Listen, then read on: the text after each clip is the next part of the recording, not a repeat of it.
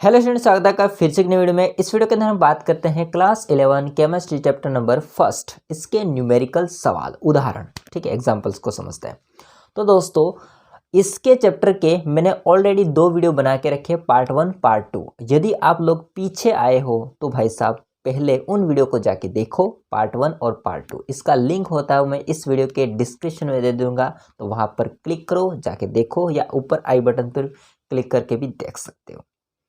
तो दोस्तों, पार्ट 1 और पार्ट 2 में मैंने आपको 5 एग्जाम्पल बताए अलग अलग टाइप के जो न्यूमेरिकल्स होते हैं वो। इसके अलावा जो भी बच गए हैं इस वीडियो में, तो इस वीडियो में सेम नहीं है, वो अलग है, ये भी अलग है। मतलब जैसे कि यहाँ पर मोलरता के लिए ज्ञात करना है, यहाँ पर अगला है मोलरता के लिए ज्ञात करना है, और जो आगे मैंने बताए थे उसमें भी अलग थे। तो आप जाके देखिए। और अब हम पढ़ते हैं लास्ट 2 न्यूमेरिकल्स इस चैप्टर के। इसके बाद में नेक्स्ट चैप्टर के देखेंगे, ठीक है। तो स्टार्ट करते हैं, वीडियो को एंड तक देखिए। देखो भैया, क्या होता है क्या नहीं होता है हम लोग समझते हैं। उदाहरण 6 की हम बात कर लेते दोस्तों। तो उदाहरण 6 में पढ़ते हैं हम क्वेश्चन को ध्यानपूर्वक। दोस्तों, यहाँ पर एक चीज़ ध्यान रखना, जो कैलकुलेट करोगे आप लोग किसी भी संख्या को, तो भाई साहब ध्यान से करना। अगर कहीं भी मिस्टेक हो जाती है नंबरों में तो पूरा आंसर गलत आता है, इसलिए ध्यान से देखना, ध्यान से समझना इस चीज़ को। देखिए, उदाहरण 6 है, सुक्रोज के विलयन का भार 214.2 ग्राम है। इसमें 34.2 ग्राम सुक्रोज घुला हुआ है।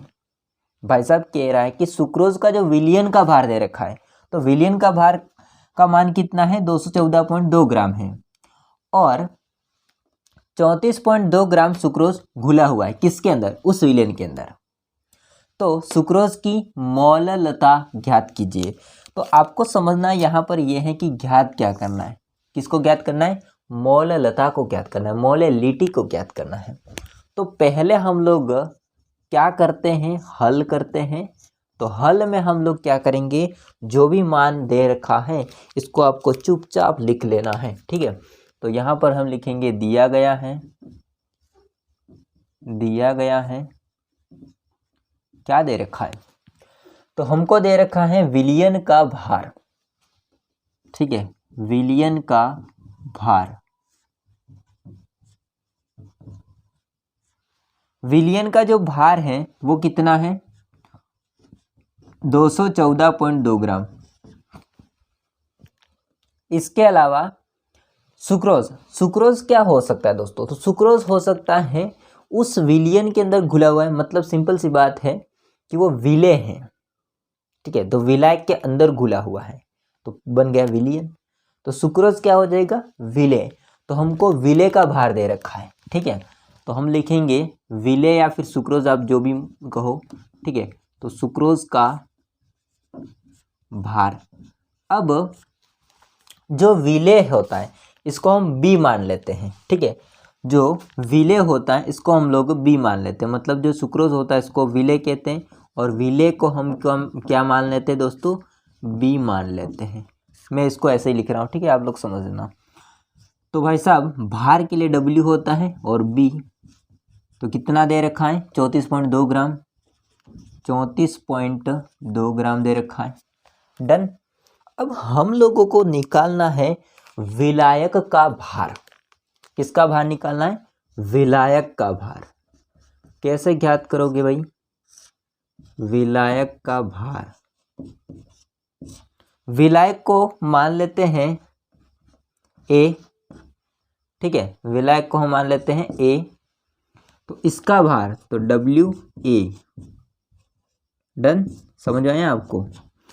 अब हमको पता तो नहीं है, ठीक है, ज्ञात करना है। कैसे ज्ञात करोगे बताओ, कमेंट में बताओ। देखो, विलयन का भार दे रखा है और विलेय का भी भार दे रखा है। तो भाई साहब विलयन में से विलेय के भार को घटा देंगे तो बाकी जो बचा हुआ है वो क्या है, विलायक। सिंपल है, ओके करो। हम लिखेंगे विलयन का भार माइनस विलेय का भार। सुक्रोज लिखो या विलेय लिखो, एक ही बात है। करते हैं, विलयन का भार कितना है, 214.2 ग्राम, 214 2 ग्राम। ठीक है, ग्राम को लिखो नहीं लिखो फर्क नहीं पड़ता है, अभी पुटअप कर रहे इसलिए। माइनस हम करेंगे विलेय का भार कितना है, 34.2 ग्राम, 34.2 ग्राम। अब क्या करना है, घटाओ। देखो पॉइंट के नीचे पॉइंट आएगी संख्या, अगर घटाना नहीं आता है तो हम लोग अलग से कर लेते हैं, इसमें कोई दिक्कत नहीं है। ठीक है, 214.2 ग्राम, इसमें से 34.2 ऐसे आएगा। ठीक है, माइनस करना है, पॉइंट के नीचे पॉइंट, 2 में से 2 गए तो 0 पॉइंट, 4 में से 4 गए तो 0, 1 में से 3 तो नहीं जा सकता है, तो इससे हासिल लेनी पड़ेगी, तो 1 हो जाएगा, इधर चला जाएगा तो 11 हो जाएंगे, 1 1 11 हो जाएगा, यहाँ पर 1 बच जाएगा, 2 में से 1 ले गया तो 1 बचा, और ये 1 1 11 हो जाएगा, 11 में से 3 गए तो कितना बचा, 8, कितना बचा, 8। ध्यान से समझना, फिर बाद में कमेंट मत करना कि सर कहाँ से कहाँ मान आ रहे हैं। ओके, ध्यान से देखना। फिर 1 तो बचा, इसके नीचे कोई संख्या ही नहीं है तो सीधा उतार दो 1 को, कितना आया भाई, 180, 0.0 है तो इसको मत लिखो, सीधा लिख दो 180, 180, 180। ठीक है, तो भाई साहब 180 क्या है, ग्राम, किसका है, WA का। हाँ, तो यहाँ तक तो आपका फिक्स हो गया, कंप्लीट। अब एक चीज़ बच जाती है, हमको निकालना है मोललता। तो मोललता में सूत्र होता है मोललता का, विलेय के मोल डिवाइड बाय विलायक का द्रव्यमान। ठीक है, किलोग्राम में। तो विलेय के मोल, मोल में भाई साहब होता है, मोल का सूत्र होता है भार बटा अणुभार। इसका मतलब हमको सुक्रोज का अणुभार ज्ञात करना पड़ेगा। ध्यान से वापस से समझो, कोई जल्दी नहीं है। मोललता का सूत्र होता है विलेय के मोल डिवाइड बाय विलायक का द्रव्यमान किलोग्राम में। तो मोल होता है, इसका सूत्र होता है विलेय के मोल, तो विलेय के मोल, सुक्रोज के मोल, तो मोल का सूत्र हो जाएगा उसके भार बटे उसका अणुभार। तो भार तो हमको पता है सुक्रोज का, लेकिन अणुभार नहीं पता है, तो उसको निकालते हैं। देखिए, हाँ ओके करो। तो यहाँ पर हम करेंगे विलेय का अणुभार। देखो भैया, अणुभार को हम लोग आणविक द्रव्यमान भी बोल सकते हैं, और विलेय को हमने क्या मान के रखा है, B। तो M है ना, मॉलिक्यूलर अणुभार, B आ जाएगा, MB। कैसे ज्ञात करोगे, तो सुक्रोज का सूत्र पता होना चाहिए, सुक्रोज का डायरेक्ट नहीं निकाल सकते, सुक्रोज का सूत्र पता होना चाहिए। सुक्रोज का सूत्र क्या होता है, सुक्रोज का सूत्र होता है C12H22O11, ये होता है। अब निकालो, कार्बन 12 है, तो इधर कर रहा हूँ मैं, ध्यान से समझना, 12 इंटू कार्बन। देखो एक कार्बन का द्रव्यमान संख्या कितनी होती है, एक कार्बन होता है, इसकी परमाणु संख्या होती है 6, द्रव्यमान संख्या होती है 12, लेकिन कार्बन संख्या में भी कितने हैं, 12। तो 12 इंटू 12, जितनी संख्या उसका गुणा कर देंगे उसके साथ में, प्लस करना है अगले के लिए। हाइड्रोजन, हाइड्रोजन संख्या में कितने हैं, 22, तो 22 पहले करो, कोई फर्क नहीं पड़ता, 22। और एक हाइड्रोजन का द्रव्यमान संख्या कितनी होती है, 1। तो एक हाइड्रोजन की द्रव्यमान संख्या है 1, तो 22 हाइड्रोजन की द्रव्यमान संख्या कितनी होगी, 1 इंटू 22, या फिर सिंपल 22 लिख दो, क्योंकि 1 के साथ में गुणा करेंगे तो वही मान रहेगा। करो नहीं करो आके सीधा लिख दो। ठीक है, ऑक्सीजन, ऑक्सीजन होता है, इसकी हम बात करते हैं, तो ऑक्सीजन की परमाणु संख्या होती है 8, द्रव्यमान संख्या हो जाएगी 16, ऑक्सीजन की संख्या कितनी है यहाँ पर, 11। तो हम क्या करेंगे, 11 इंटू 16, 11 इंटू 16, आ रही है बात समझे। इसका करो, 12 इंटू 12 कितना हो जाएगा, 144, प्लस 22 प्लस 11 इंटू 16, तो 11 का पहाड़ा 6 बार तो 66, हासिल अभी 6, 11 का एक बार तो 11, 11 और 6 17, तो 176 आ जाएगा, 17 तो 176 आ जाएगा। ठीक है, आराम से इसको करो, वही समझ नहीं आ रहा है तो ठीक है। अब हम लोग इसको जोड़ देते हैं, कितना हो रखा है वो, यहाँ पर देखो 6 और 4 10, 10 और 2 12, 12 का 2, हासिल अभी 1, 7 2 8 9 10, 10 और 4 14, 14 ना 4 हासिल अभी 1, 1 और 1 2 और 1 3, कितना हो जाएगा 342। ठीक है, अलग से जोड़ के देख लेना। अणुभार है तो हम लिखेंगे ग्राम प्रति मोल, क्या हो जाएगा ग्राम प्रति मोल 342। यहाँ पर तो लफड़ा हुआ भैया, क्या लफड़ा हुआ, इतने में ही माना गया। चलो इसको बाद में मैं अलग से करवा दूँ, मतलब कि इसको मिटा करके करवा दूंगा, यहाँ पर जो भी आंसर आएगा वो। हाँ जी दोस्तों, हम लोग अब निकालते हैं मोललता। ठीक है, सुक्रोज की मोललता लिखेंगे हम, सुक्रोज की मोललता। मोललता होता है इसका सिंबल होता है छोटा m, मतलब स्मॉल m, बराबर, अभी मैंने आपको बताया विले के मोल, ऊपर आ जाएगा विले के मोल डिवाइड बाय विलायक का द्रव्यमान। यहाँ पर विलियन मत कर देना गलती से, ठीक है, इसको ध्यान रखना। विलायक का द्रव्यमान या भार भी आप लिख सकते हैं इसको, ठीक है, जो कि किलोग्राम में होता है। अब इसको आगे पुटअप करते हैं, मान निकालते हैं, तो ये इसका फॉर्मूला लास्ट फाइनल निकल के आता है, वो मैं डायरेक्ट लिख रहा हूँ। m बराबर, क्योंकि मैंने इसको ऑलरेडी पढ़ा के रखा है, ठीक है, इसका भी आपको वीडियो का लिंक होता है डिस्क्रिप्शन में मिल जाएगा, जाके देखो। m बराबर विले के मोल, विले के मोल को NB से दर्शाएंगे, क्योंकि विले को हमने क्या मान के रखा है, B मान के रखा है, B मान के रखा है, ठीक है।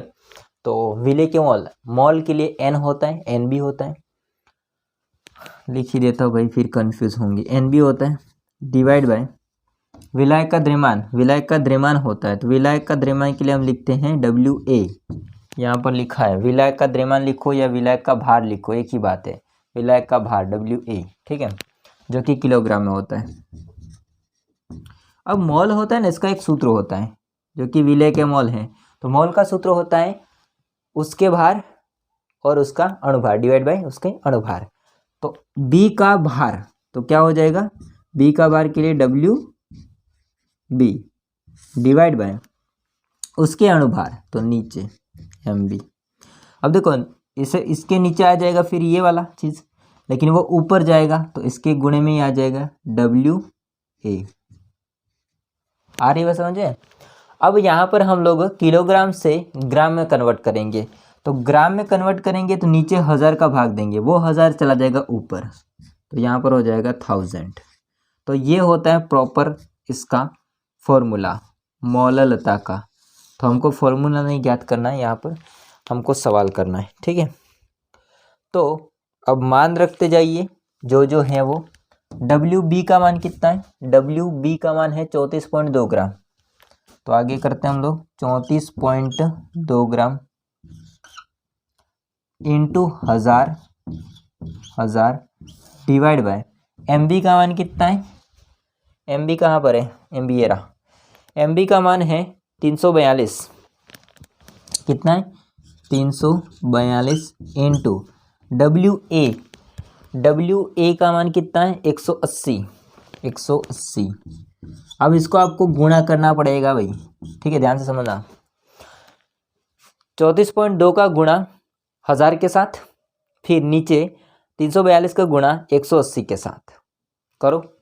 तो यहाँ पर इसका हम लोग करेंगे दोस्तों, तो लगभग जो मान निकल के आएगा वो मैं डायरेक्ट ही लिख रहा हूँ।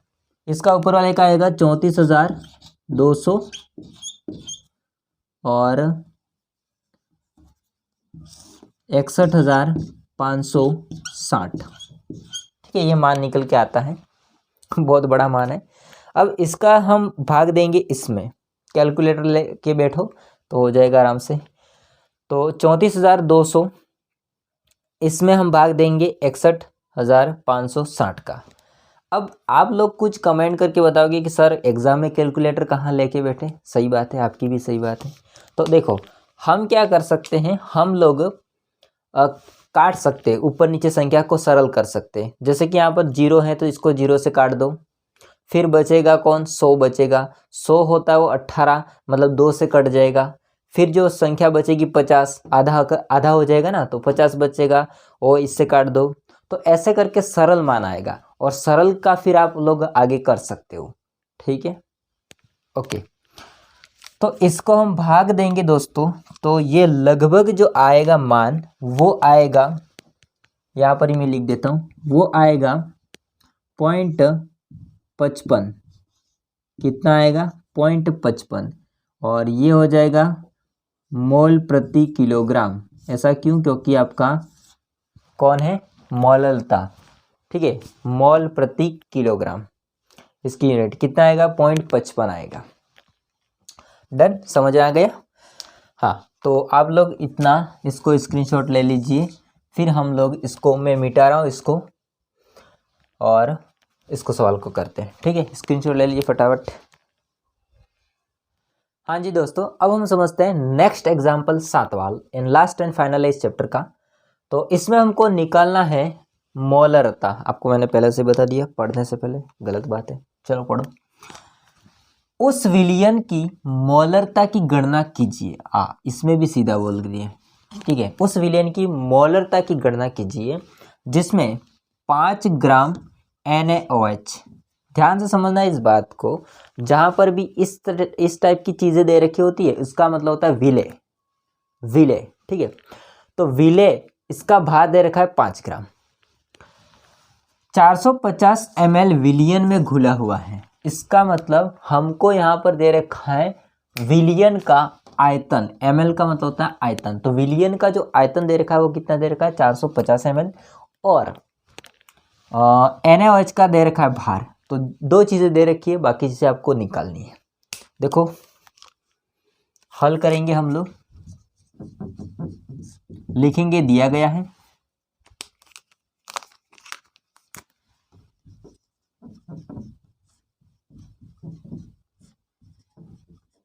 ठीक है। क्या दे रखा है? विलय का भार, और विलय को किससे दर्शाएंगे? 20 से, और भार के लिए W होता है, तो विलय का भार क्या हो जाएगा? WB। विलय का भार क्या हो जाएगा? WB। कितना है? 5 ग्राम। हाँ, इसके अलावा और क्या दे रखा है? इसके अलावा और दे रखा है विलयन का आयतन।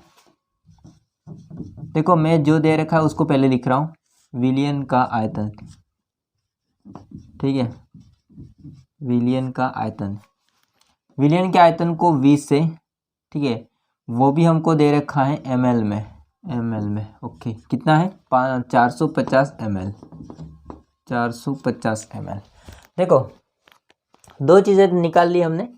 अब मोलरता होता है ना, मोलरता, इसका एक तो आपको सूत्र पता होना चाहिए, और मैंने आपको अभी बताया कि मोलरता होता है, इसका लिंक होता है वीडियो का, वो इस वीडियो की डिस्क्रिप्शन में, ठीक है, जाके देखो, मजा आएगा। हाँ, तो भाई साहब, मोलरता होता है, इसका सूत्र होता है विलय के मोल, इसमें भी था, ठीक है, विलय के मोल डिवाइड बाय नीचे विलियन का आयतन। मोलरता का क्या होगा? विलय के मोल डिवाइड बाय विलियन का आयतन, वो भी लीटर में। हालांकि इसको ml में कन्वर्ट करेंगे तो 1000 का ऊपर हो जाए, मतलब नीचे भाग देंगे तो ऊपर चले जाएंगे, वो बात। इसमें क्या था? विलय के मोल डिवाइड बाय विलायक का द्रव्यमान था, विलय के मोल डिवाइड बाय विलायक का द्रव्यमान था। कंफ्यूजन मत हो ना, बहुत बड़ी यहाँ पर खेल चल रहा है। देखो, अब हम समझते हैं। हाँ, तो अभी मैंने आपको बताया विलय के मोल, तो मोल में 2 चीज़ें होनी चाहिए, एक तो उसका भार विलय का, और इसका अणुभार। तो भाई साहब, भार तो हमको पता है 5 ग्राम, और अणुभार नहीं पता है, तो अणुभार कैसे निकालेंगे? तो अणुभार भाई साहब जो भी बैठा हुआ है, जो भी लिखा गया है विलय, उसके जो भी परमाणु है इसके द्रव्यमान संख्या को हम योग कर देंगे, तो अणुभार निकल के आ जाएगा। तो हम निकालते हैं अब विलय का अणुभार, विलय का अणुभार। देखो, विलय को दर्शाते 20 से, अणुभार को M और B, किसके लिए निकलना है? तो NaOH के लिए। हालांकि ये आपको एग्जामिनेशन नहीं लिखना है, NaOH के लिए लिखो तो कोई बात नहीं, हालांकि उल्टा सीधा निकाल दे तो अच्छी बात है, आपको समझाने के लिए मैं लिख रहा हूँ N है सोडियम। सोडियम का द्रव्यमान संख्या कितनी होती है? परमाणु संख्या तो होती है 11 और द्रव्यमान संख्या होनी चाहिए 22, लेकिन 22 नहीं होकर के अपवाद स्वरूप 23 होती है। ठीक है, कितनी होती है? 23 प्लस ऑक्सीजन। ऑक्सीजन का भी आपको मैंने बताया था। ऑक्सीजन की द्रव्यमान संख्या कितनी होती है? 16। ठीक है, परमाणु संख्या होती है 8, तो द्रव्यमान संख्या कितनी हो जाएगी? 16 प्लस हाइड्रोजन। हाइड्रोजन का एक ही है, तो एक जोड़ो जोड़ो जोड़ो, कितना होगा? 6 3 9 और 1 10, हासिल भी 1 1 2 3 और 1 4, 40 40 40 निकल के आई, हो जाएगा ग्राम प्रति मोल। ग्राम प्रति मोल। ओके, अब हमको क्या करना है? सब हो गया काम, अब लगाना है सूत्र, मेन सूत्र। तो हम लगाएंगे दोस्तों मोलरता का सूत्र। मोलरता का सूत्र, और मोलरता को दर्शाते हैं कैपिटल M से। अब मैं वो पूरा नहीं लिखूंगा, विलेय के मोल डिवाइड बाय विलियन का आयतन, सीधा मैं लिख रहा हूँ, आप समझ लेना। विलेय के मोल में दोनों चीज़ आ जाएगी, WB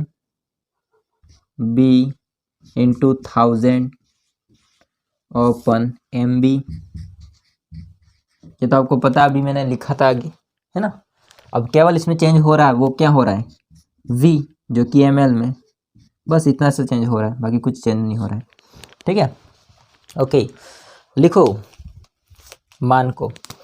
WB कहाँ है? WB 5, W है B 5 इंटू 1000 बटे MB किधर है?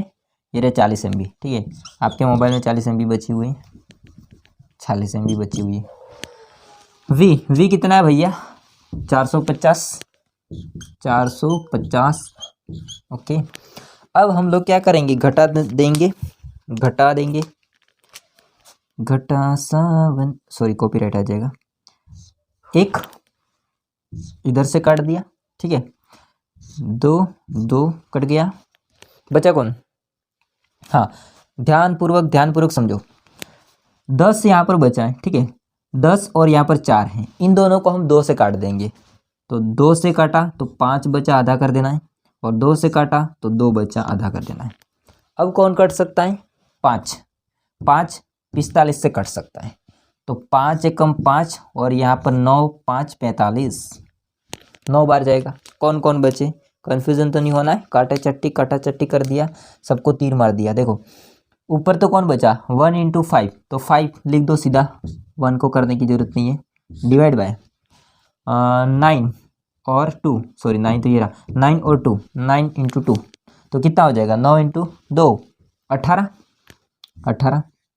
ओके, बराबर कितना मान आ सकता है? अब दोस्तों आपको क्या करना है? 18 का भाग देना है 5 में, जाएगा? नहीं जाएगा, ऑब्वियसली बात है, पॉइंट लगा दो, तो पॉइंट लगा देते हैं 0। 50 हो जाएगा, 0 लगा देंगे तो 50 में 18 का देंगे तो 2 बार जाएगा, फिर इसको आगे ऐसे करते रहेंगे तो ये मान आएगा 277, ऐसा चलता जाएगा। बट इसको दोस्तों हम राउंड अप कर लेंगे, तो आगे वाली संख्या को 1 बढ़ा देंगे, ठीक है, ऐसे 77 वैसे वगैरह आता रहेगा। तो आगे वाली संख्या होती है जो 7, इसको हम कर देंगे 8, तो हम इसको 77 भी लिख सकते हैं, 277 भी लिख सकते हैं, या 278 भी लिख सकते हैं, ठीक है। और मोलरता है, तो मोलरता के लिए हो जाएगा मोल प्रति लीटर। मोल प्रति लीटर, गलत, नीचे लिख देता हूं मैं, ओके, मोल प्रति लीटर, ये है आपका आंसर, ठीक है। मोल प्रति लीटर कितना? 0.278। दोस्तों तो ये थे उदाहरण 2, जो कि मैंने आपको अच्छे से समझा दिए, ठीक है। तो अगर आपको कुछ भी डाउट है, फनी वे में आज मैंने समझाने की कोशिश की है, तो आपको अच्छे से समझ में आ गया होगा। बाकी नहीं समझ आया तो वापस से जाओ, बैक करो वीडियो को और वापस से देखो, समझ आ जाएगा। दोस्तों तो ये थे इस चैप्टर के लास्ट न्यूमेरिकल्स। अब हम नेक्स्ट चैप्टर के जो भी न्यूमेरिकल्स होते हैं उनको सॉल्व करेंगे। तो बस आप लोग वीडियो में देखते रहिए, अपने फ्रेंड में शेयर कीजिए, और ये वीडियो अच्छा लगा हो तो लाइक करना, चैनल को सब्सक्राइब नहीं किया तो कर देना। मिलते हैं नेक्स्ट वीडियो में, तब तक जय हिंद, वंदे मातरम। स्क्रीनशॉट।